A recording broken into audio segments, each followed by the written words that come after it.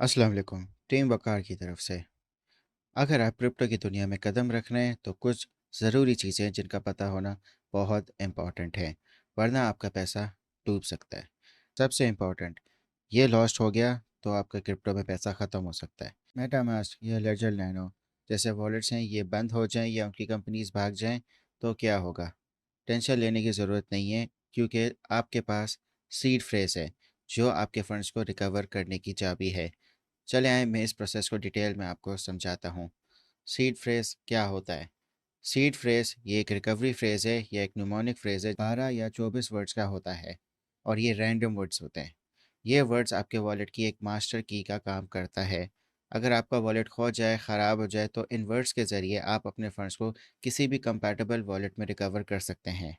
ये words BIP39 standard के मुताबिक होते हैं, जो 2048 वर्ड्स की लिस्ट से सिलेक्ट किए जाते हैं। अगर वॉलेट कंपनी बंद हो जाए तो क्या करें?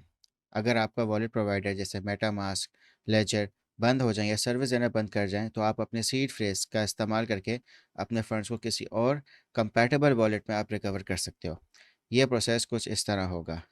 नया वॉलेट आपने चूज़ करना है और जब आप एक नया वॉलेट को सिलेक्ट कर लेंगे, तो जो कुछ मशहूर वॉलेट्स हैं जैसे Trust Wallet, Exodus Wallet, Atomic Wallet, इन वॉलेट्स को इनमें से आप कोई भी इंस्टॉल कर लें। तो जो आपके डिवाइस पे जब नया वॉलेट इंस्टॉल हो जाएगा, आपने याद रखना है, आपने हमेशा इनकी ऑफ़िशियल वेबसाइट से इंस्टॉल करना है। आपके पास एक ऑप्शन आएगा, वॉलेट रिस्टोर फीचर। रिस्टोर या इंपोर्ट का आपके पास ये 2 ऑप्शंस आएँगे। आपने सीड फ्रेज़ को सही ऑर्डर में एंटर करना है और एक नया स्ट्रॉन्ग पासवर्ड आपने सेट करना है ताकि इसको एक एडिशनल सिक्योरिटी मिल जाए। सीड फ्रेज़ एंटर करने के बाद जो आपके सारे फंड्स हैं, वो आपको नए वॉलेट में नज़र आने लग जाएँगे। जैसे आप पहले इनको मैनेज करते थे, आप वैसे ही इनको मैनेज कर पाएँगे। अब मेटामास्क से ट्रस्ट वॉलेट पर फंड्स को कैसे रिकवर करना है? आपका मेटामास्क वॉलेट काम नहीं कर रहा या आपसे या कंपनी बंद हो गई, तो आपने अपने सीड फ्रेज़ को इस्तेमाल करके ट्रस्ट वॉलेट पर अपने फंड्स को रिकवर कर दिया।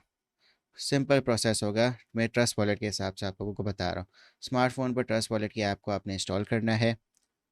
जैसे इंस्टॉल होगी तो आपने I already have a wallet पे सेलेक्ट करना है और अपना सीड फ्रेज़ एंटर कर देना है। फिर स्ट्रॉन्ग पासवर्ड आपने सेट करना है। जब आप फंड्स देखेंगे तो आपके पास सारे फंड्स आपको नज़र आएँगे और आप उनको मैनेज भी कर सकेंगे।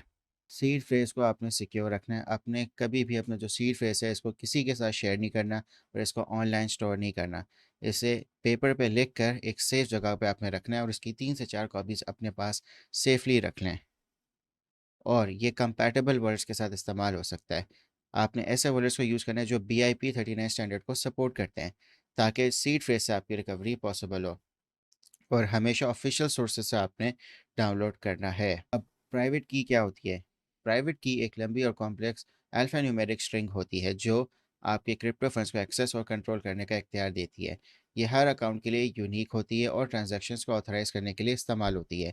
सीड फ्रेज़ से तो मल्टीपल प्राइवेट कीज़ को जनरेट कर सकते हो। अब इन सीड फ्रेज़ और प्राइवेट की में क्या फ़र्क होता है? सीड फ्रेज़ एक तरह का मास्टर की है जो आपके सारे अकाउंट्स को रिकवर कर सकता है, जबकि प्राइवेट की सिर्फ़ एक स्पेसिफ़िक अकाउंट को एक्सेस करने का काम करती है। सीड फ्रेज़ याद रखना ज़्यादा आसान है क्योंकि ये वर्ड्स पे होती है और जो प्राइवेट की होती है, प्राइवेट की जो होती है वो लंबी और कॉम्प्लेक्स होती है। ये कॉन्सेप्ट किसने बनाया है? ये सब बिटकॉइन इम्प्रूवमेंट प्रपोजल्स के थ्रू इंट्रोड्यूस किया गया है। BIP32 ने हायरार्किकल डिटर्मिनिस्टिक वॉलेट्स का कॉन्सेप्ट दिया, BIP39 ने न्यूमोनिक सीड फ्रेजेस को इंट्रोड्यूस किया और BIP44 ने मल्टीपल अकाउंट्स को हैंडल करने का तरीका बताया। तो ये आप लोगों की नॉलेज में इजाफा कर दिया। अब क्रिप्टो वॉलेट क्या होता है? क्रिप्टो वॉलेट एक सॉफ्टवेयर या हार्डवेयर डिवाइस है जो तुम्हारे पब्लिक और प्राइवेट कीज़ को स्टोर करता है ताकि आप अपनी क्रिप्टो करेंसीज को मैनेज कर सकें। वॉलेट्स दो तरह के होते हैं, हॉट वॉलेट और cold wallet. Hot wallet internet से कनेक्टेड होते हैं जैसे mobile wallets. Cold wallet offline होते हैं जैसे हार्डवेयर वॉलेट्स।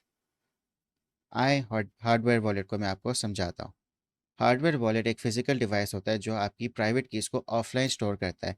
इसमें हैकिंग का रिस्क कम होता है। मोबाइल वॉलेट एक एप्लीकेशन होती है जो तुम्हारे स्मार्टफ़ोन पर इंस्टॉल होती है और आपने उसके फंड्स को मैनेज कर सकते हैं जैसे ट्रस्ट वॉलेट। अगर कीज़ खो जाए तो रिकवर क्यों नहीं हो सकता? अगर आपने अपनी प्राइवेट की या सीक्रेट को खो दिया, तो कोई भी तुम्हारे फंड्स को रिकवर नहीं कर सकता। ये इसलिए क्योंकि ये जो कीज़ होती हैं ये रैंडमली जनरेटेड होती हैं और किसी सर्वर पे स्टोर नहीं होती, इसलिए इन्हें सिक्योरली स्टोर करना बहुत ज़रूरी है। अब कैसे क्रिप्टो को ट्रांसफ़र कर सकते हैं? आप वॉलेट या एक्सचेंज से ट्रांसफ़र कर सकते हैं डिपॉज़िट एड्रेस के थ्रू। अब आपको एक्सचेंज से वॉलेट पे ट्रांसफ़र करना है, तो आप अपने वॉलेट का जो एड्रेस है उसको कॉपी करके एक्सचेंज से विड्रॉ करना है। और अगर आपको वॉलेट से वॉलेट करना है तो आपने एक दूसरे का जो वॉलेट एड्रेस है उसको कॉपी करना है। और अगर आपने वॉलेट से एक्सचेंज पे करना है तो एक्सचेंज का डिपॉजिट एड्रेस पर आपने अपनी क्रिप्टो भेजनी है। ब्लॉकचेन एक्सप्लोरर क्या होता है? ब्लॉकचेन एक्सप्लोरर एक ऑनलाइन टूल है जो आपको ब्लॉकचेन पर होने वाली सारी ट्रांजैक्शंस को दिखा देता है। जैसे बिटकॉइन के लिए ये ब्लॉकचेन एक्सप्लोरर है। तो आप सारी बिटकॉइन की जो ट्रांजैक्शंस हैं आप यहाँ पे देख सकते हैं।